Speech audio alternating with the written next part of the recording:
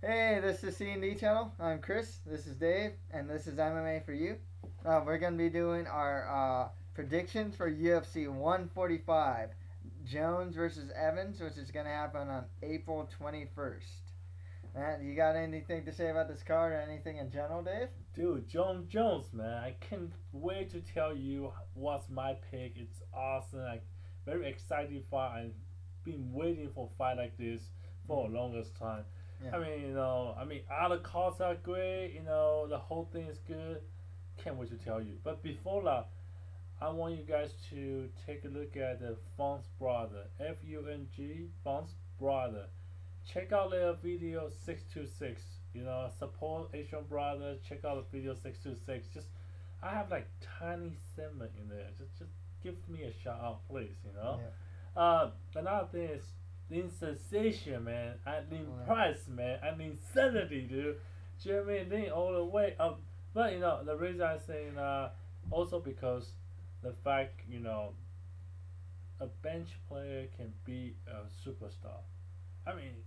We are here to our petition, to what we do the best, and maybe not superstar, but one day we hope we're being recognized as well. So continue to support us, subscribe us, give us a feedback, and we do everything we can. Cool, man. Good enthusiasm there, man. Absolutely, Jon Jones. Okay, let's start it off. We have Johnny Bones Jones versus Sugar Rashad Evans. Jon Jones, regardless. I love Rashad Evans. Too bad you're gonna get beat down. Okay, story of the fight. Let's backtrack a little here and talk about the history of this fight since we're here. Jon Jones and Rashad Evans were friends, and they were training partners at Jackson's MMA. Rashad Evans was supposed to get a title shot against then champion Mauricio Shogun Hua. Yes.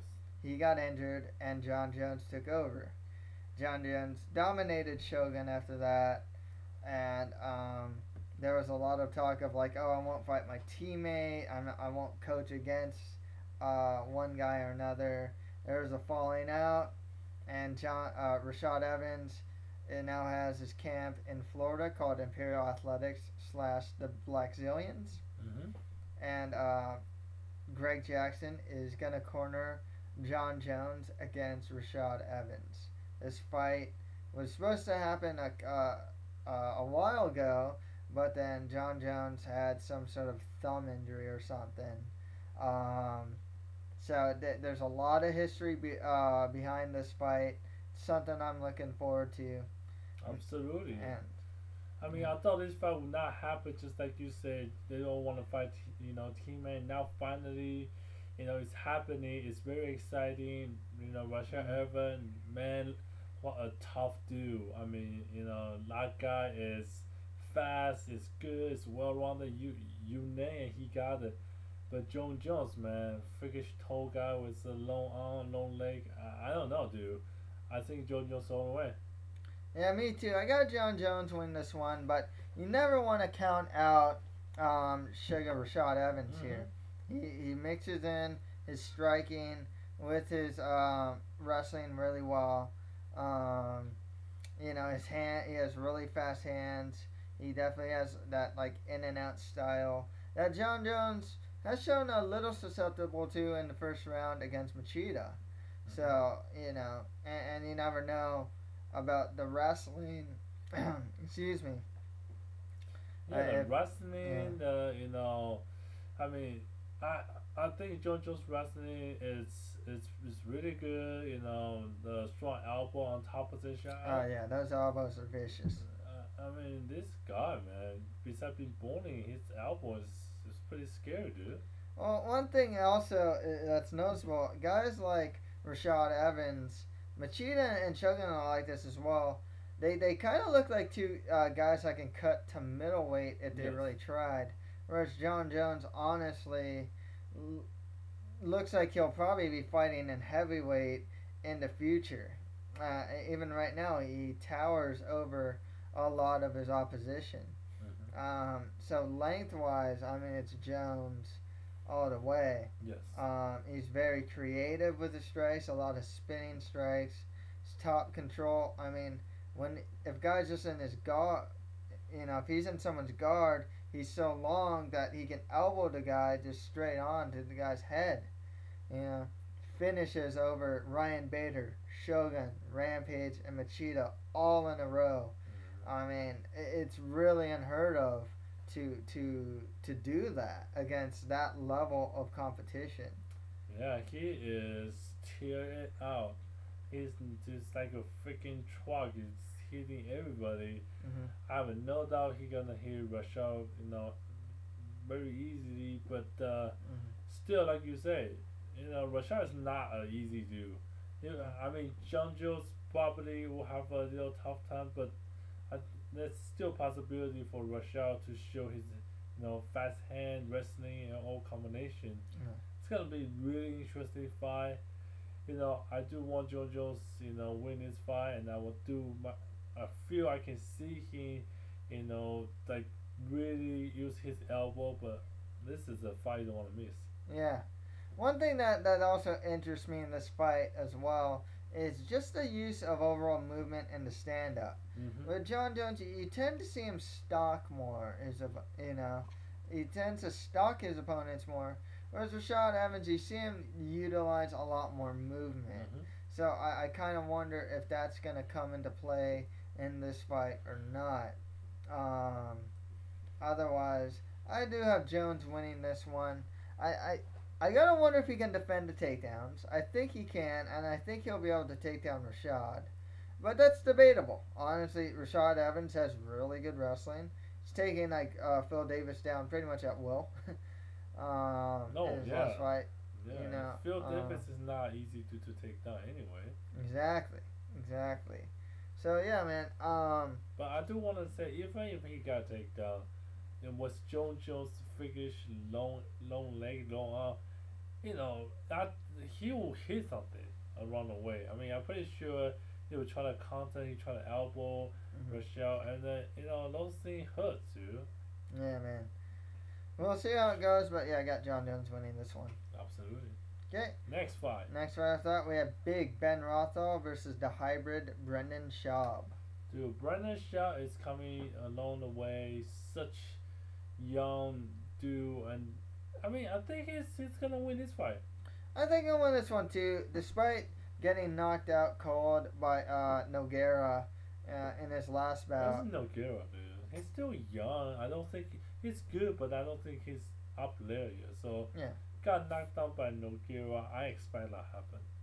Yeah. Well, the thing is, Brendan, I like his movement. For heavyweight, he moves well. His boxing is coming along. He does have power. Yes. You got to see some of his wrestling ability against Kroka. He is taking him down. And his Brazilian Jiu-Jitsu, I think he's like a purple belt actually. Oh, really? Yeah. Trains at Grudge with guys like Marquardt. Trevor Whitman, I believe, is the head coach. I question his chin though, because he did get knocked out by Roy Nelson and Nogueira.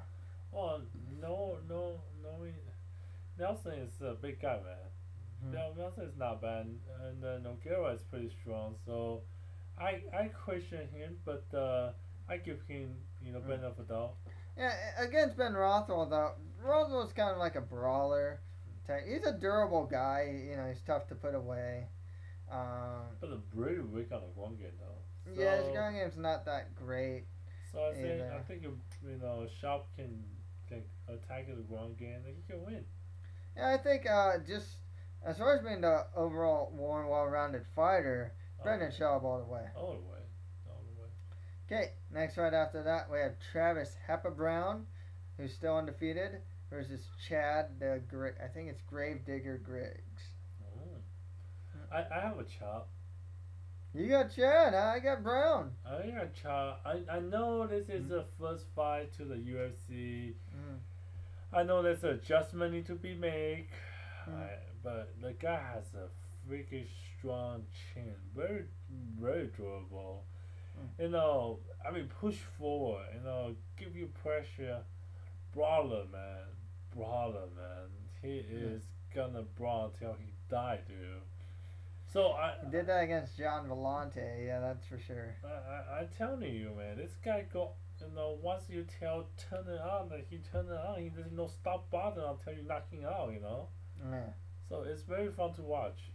Yeah, Travis Brown, he's a prospect coming up in the heavyweight division. Yes. He has a lot of power. He's really tall for the weight class, has a lot of power. Trains at a lot. Undefeated, yeah. It's good.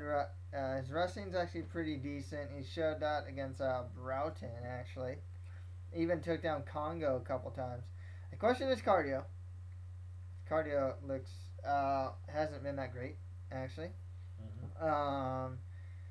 I gotta wonder how he's gonna face getting pressured by a guy like Griggs who just keeps pushing forward. See, this is where cardio becomes an issue. If you don't have a good cardio and the guy is constantly pushing forward, I understand that Travis Brown is such undefeated guy, has a great power and good wrestling all that.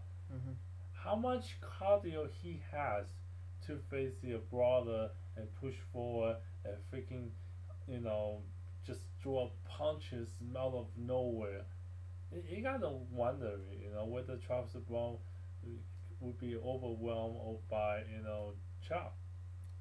Yeah. Well, see, one thing I do think though is that Griggs honestly looks like an overblown light heavyweight. I don't think he's really like a natural heavyweight, to be perfectly honest with you. Mm-hmm. I think he looks like a guy. I think he's probably fought at light heavyweight. I have to check again. But it's Travis Brown. I mean, this guy's really tall. Yes. He's like a true heavyweight. I know Chop is small for heavyweight, but again, I want to see how it goes. But I think Chop's a chance to win just because that push forward type of attitude, and the brother dude, Mm-hmm. he has power. You don't want to get hit. Yeah. So next fight after that, we got Mark Bocek versus handsome Matt Wiman. Mark Bochek. Bocek, huh? Yeah, good wrestling, good BJJ, great top control, patient, durable, trading wins and losses here and there, but which is kind of funny because he's coming off a win over Lentz, so his next fight should be a loss then. Right. I mean, I don't know. I think the guy's very well rounded. I mean, I think the guy has what it takes to, to go to a next level. I mean, the BJJ top control is pretty good. The fact that he trying to win and losses worries me. Well, why do you think he might Wiman will win? I'm liking Wyman's style these days. He's really aggressive. He's really pushing forward a lot on his opponents. You can watch the Seaver fight, but you really got to see it in the Cole Miller fight. I mean, the guy just really goes forward. He'll throw like what looks like haymakers. He kind of brawls, and he'll wrestle his opponent down. You see the Matt Danzig fight. I mean, they were just going all over the place in that fight, and Wyman's the type of guy that really will go all over the place in the fights. He trains with the Scrap Pack these days, which is pretty much like the Cesar Gracie guys. The thing is, he does have good wrestling and good Brazilian Jiu-Jitsu.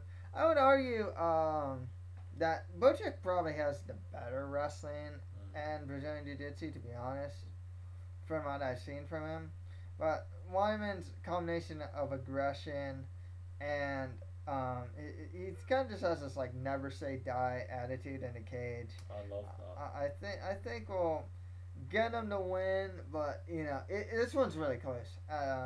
Honestly, I can go back and forth on this one, to be honest. Yeah, I think you have a good point.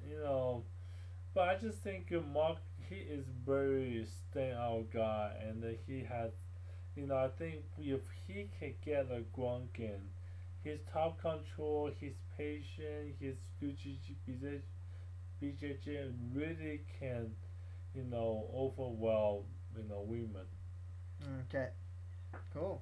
Yeah. We'll see. The next right after that, we have Rory Aries, not the water boy anymore. Aries McDonald versus Che Mills. McDonald. Don't Super don't do size that because it looks like you're doing something inappropriate. But so yeah, I got Rory McDonald winning this one as Che Mills really his strongest suit is gonna be his stand up really. His knees are vicious. A lot of his finishes are by knees. Yeah. And he's coming out for a 5-fight win streak. However, Rory McDonald, I mean, this guy's a wonder kid. I mean, seriously.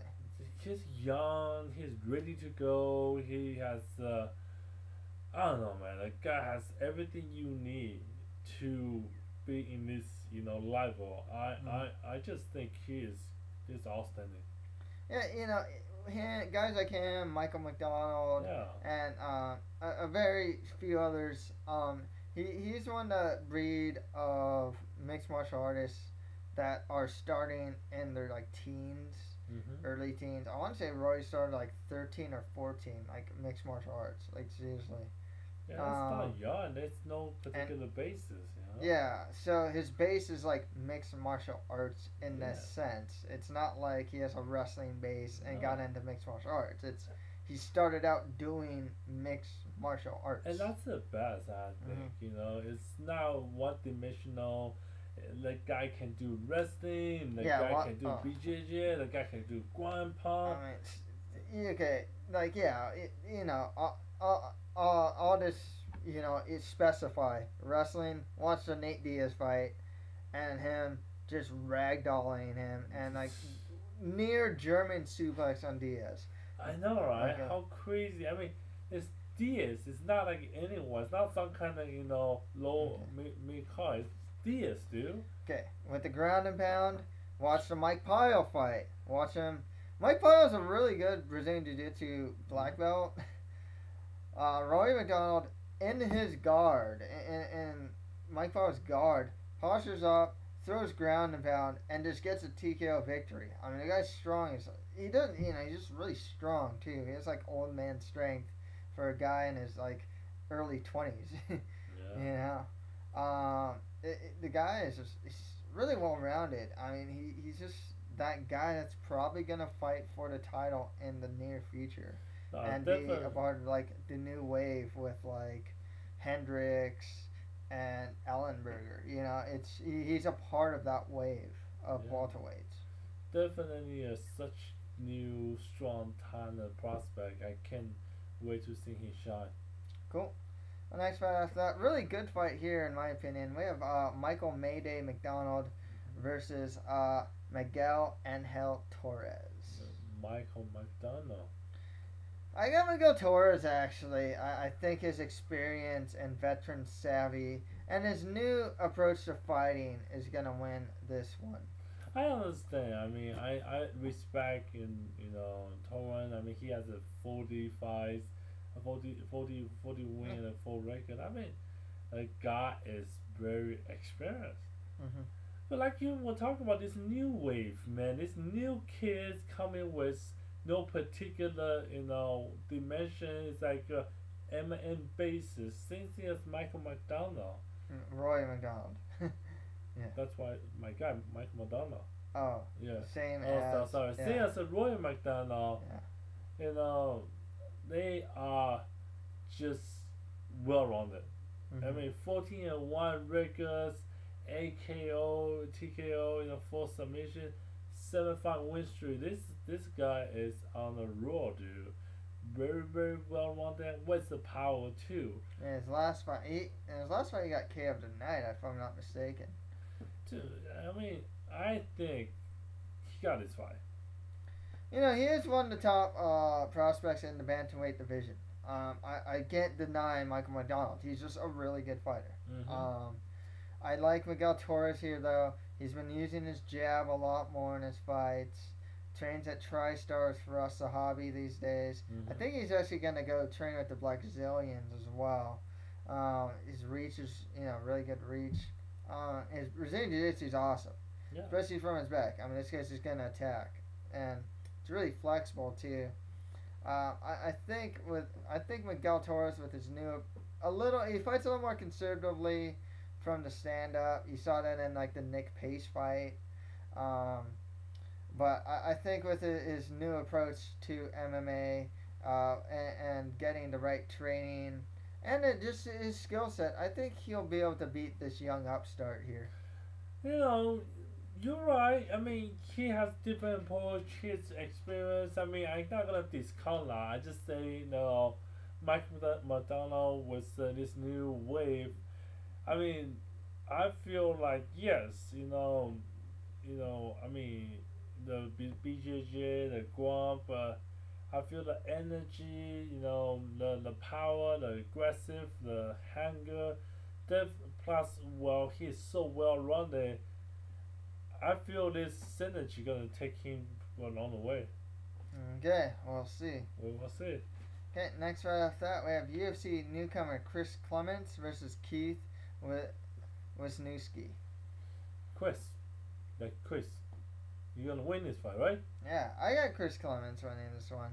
I'm not, Wisniewski, he fought Josh Neer in his last fight and lost. Clements, 10 out of 10 wins, 10 of them are by KO or TKO. He's a finisher, dude. Yeah, he's quite the finisher. A lot of his losses though are a lot of them are by finish as well. But stand up, really good stand up. He's one of Team Tompkins guys. I'm looking forward to seeing him actually find the UFC. No doubt. I think he's gonna win this fight. It's gonna be a new beginning for him. Cool. Next fight after that, we have Marcus Brimage versus Maximo Blanco. Maximo Blanco too. He's kind of like Marcus Brimage. He impressed me in his last fight. He's still really green though. As fight wore on, he started to get a little more sloppier, a little more wild. On The Ultimate Fighter, he showed a weakness in the ground game, but he showed some improved takedown defense in his last fight. He trains out of ATT, which is really good. Brimage does, but he's still green, and that's why I can't pick him. He's still young though, so he's still a work in progress. He's only 26. Yeah, I agree. He's a working process for him. But Maximo Blanco, man, this guy, he's fast. I mean, this guy used to fight at lightweight, and he lost his last fight against Pat Healy, who's like a welterweight that fights in lightweight. I mean, the size difference was so apparent. And even then, Blanco won the first round. I mean, his wrestling's really good. I think he has he's like a Venezuelan, wrestling champion or something. That's pretty cool. Or Olympic, or something like that. Just some really high level wrestling credential. This is his first fight in the UFC. It's his first cut to featherweight, which concerns me. But I like his style. When he goes in, he throws a lot of short uppercuts. That's good. And whatnot. He's good at getting out. He's really quick. He moves around a lot. He does have good takedown defense. He was, even in Pat Healy fight, he was defending his takedowns. Nice. In the first round. So that's the thing. I think he's actually just more in his natural weight class now. I feel the same way too. Yeah. One thing to worry about though is the guy's not good at following the rules.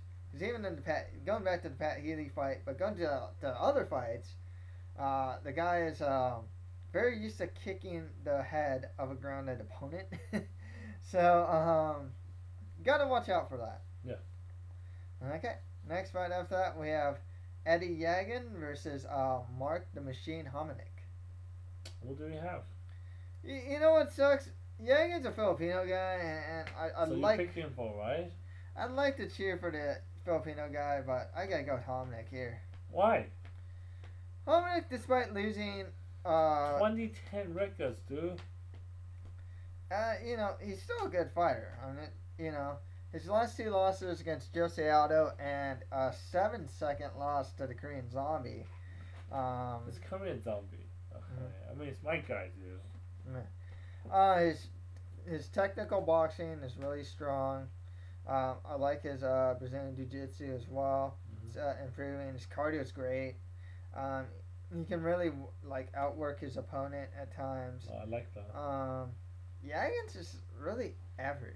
You know, he did not. He looked very unimpressive in this last fight against a Sun Shao. When he lost that fight, there's nothing about his game that really impressed me. I love the guy, you know, being a fellow Filipino, but you know, I just got to go with Hominick here. I mean, he's the more proven fighter. Yeah. I agree. Okay, next right after that we have John the Bull McDessie versus Anthony Njokawani. Who do you have on this one? I have Anthony Njokawani. One thing about McDessie is that he is small for the weight class. Mm-hmm. He is, but he does have like 7 KO, TKO, and you know, one 2 of decision though. One of those wins was actually by a KO by spinning back fist. That's pretty sick. Funny thing is with Njokawani, he actually lost to some guy with this really hard name to pronounce. I forgot his name now. Maciej Jusko.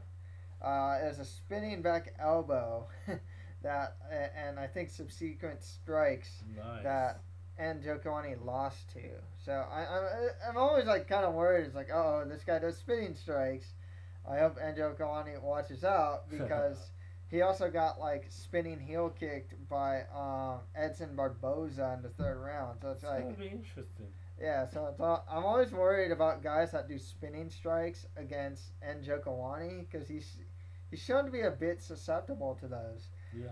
However, he's going to be a lot bigger than McDessie here. His Muay Thai is really tough. I mean, this guy's one of the more technical fighters of the division as far as stand-up goes. Watch the guy's highlight reel. It's awesome. It's really long-limbed as well. Lots of power. And he's improving a lot of holes in his game. Even against Danny Castillo, he showed some good takedown defense. Showed an ability to get back to his feet against, you know, a good wrestler like Castillo. Well, good point. Good point. So, next right after that, we have Mac Danzig versus Efrain Escudero. Well, I think Mac Danzig will win this fight. You got Danzig, huh? You know, just because he won the Ultimate Fighter? Now, same with that. You know, Efrain won the Ultimate Fighter too. You won, you know. Escudero won it too, so it doesn't matter. Right? I mean, what kind of comment is that? But I want to point out is he has a good technical style. Yeah, he is really technical. I like his style. I mean, I like technical style. I mean, because, you know, not many people has that. And it's so big, underrated, but it's so important in the MMA. Good BJJ, good decently wrestling, you know.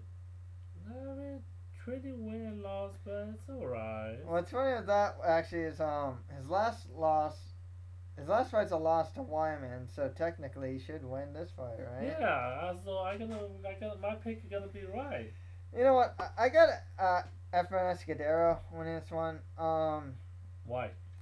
You know, he lost his last fight to Jacob Volkman, but Volkman's really good. He's actually proven to be a dark horse in the division. Efrain actually does have some pretty good wrestling when he decides to use it. He does brawl in the stand-up, but he has knocked out the likes of like Cole Miller. There are flashes of technical prowess in his stand-up at times. That's some proven knocked down the Cole Miller. Yeah. I like that, but you know, hey, they're both really good. But I think, you know, McDenzie, I like the guy. You know, his record's not bad. I like the idea. He's very technical and he has good BJJ.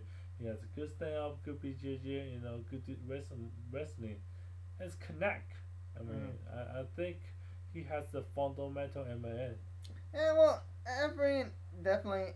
I think his stand-up can use some work, but he does have good cardio and he does really push when he wants to. I'm gonna question you one thing. I think he has a motivation issue. Okay, I think he might have some motivation issues too. So McDenzie. We'll see. I think Efrain has shored that up as well. I think he's focusing more on MMA, or I should at least hope so. He trains at a good place, an MMA lab with Ben Henderson, actually. I think he's one of his primary training partners. So I gotta go with Ephraim to win this one. But yeah, he does have motivation issues. He's not a huge lightweight, but he has missed weight a couple times actually. And so that's the thing. So it does concern. You sure you don't want to change and come to my side? You know, my fancy. I see potential in Escudero. All right. We will see. The next one, the final one, the one I don't want to choose, but I have to choose. I love Matt Brown. Matt Brown's my hero, but I'm not gonna choose him. I'm gonna choose Thompson. Oh really? I got Matt Brown versus Stephen Thompson. I know. You know what? Stephen Thompson. Here's the thing. He's a good fighter. He's young. He's a young, great fighter, very ambitious fighter, kickboxing and karate champion, man. Yeah. Here's the thing. I mean, to me, it's his level of competition. I knew you were gonna say that. It's not very strong. So you don't think he's ready? Matt Brown is just that good grizzly gatekeeper of the division. If Thompson can beat him, then he's going places. But Brown, he pushes a pace that's always that really outworks his opponents. Yes. His stand-up's not bad. It's not great. He has his hands low a lot of times. Constantly pushes forward. Yes. He does have some wrestling, actually. He shows it sometimes, but he gets kind of guillotines because of it. I don't think he's going to have to worry, even though Thompson trains with the Machado brother, or one of the Machados. Like, one of the Machados is, like, stepbrother or something like that, or brother-in-law. I don't think Matt Brown's going to have to worry about Thompson submitting him. I agree with you. I don't think Thompson will go with the submit route. But I do think, Thompson will utilize his kickboxing. He should and he needs to. Immortal, Braun. It's great, but if Thompson can beat Matt Braun this one, then like you say, he's going places, man. Yeah. And I can't wait to see him going places. Yeah. A lot of people are gonna be on Stephen Thompson's hype train because of that head kick KO over Stitchin. And that's fine. You know what? That's fine. Honestly, there's a lot about Stephen Thompson, a lot of potential I see. I just think Matt Brown is just, he's been there. He's just a really tough, durable guy, I give credit to, Matt Brown. I think Matt Brown is outstanding. It's amazing. He is that gatekeeper. I do worry whether Thompson's ready for, tests, but, dude, the guy cocks his, legs. And when he pulls, he is not going to punch you. He's going to kick the light out of you. I don't know how much kick can Matt Brown takes, but I think Thompson has a whole day to deliver that. Yeah. Okay, we'll see. Let's do a recap. I'll recap. Okay, we both have Jon Jones over Rashad Evans. We both have Brendan Schaub over Ben Rothwell. No doubt. You have Chad Griggs. I have Travis Brown. I think your cardio. I question your cardio. Okay. You have Mark Bochek. I have Matt Wiman. I question your BJJ. Okay. We both have Rory McDonald. Oh yes, of course. Okay. You have Michael McDonald. I got Miguel Torres. Yeah. Okay. We both have Chris Clements beating Keith Wisniewski. We both have Maximo Blanco beating Marcus Brimage. Blanco. We both have Mark Hominick beating Eddie Yagin. Yes. We both have Anthony Njokwani beating John McDessie. Muay Thai, man. Muay Thai. Okay. You have Mac Danzig. I got Ephraim Escudero. Stand out, technical, I think McDenzie. Okay, and you have Stephen Thompson, and I have Matt Brown. Kickboxing, dude. Okay, So that's pretty much it for our predictions for UFC 145. If you have any comments, just leave them below. Got anything to say, Dave? Well, I think if people are curious about our prediction matrix, definitely gotta check out this guy prediction. He would the post announcers.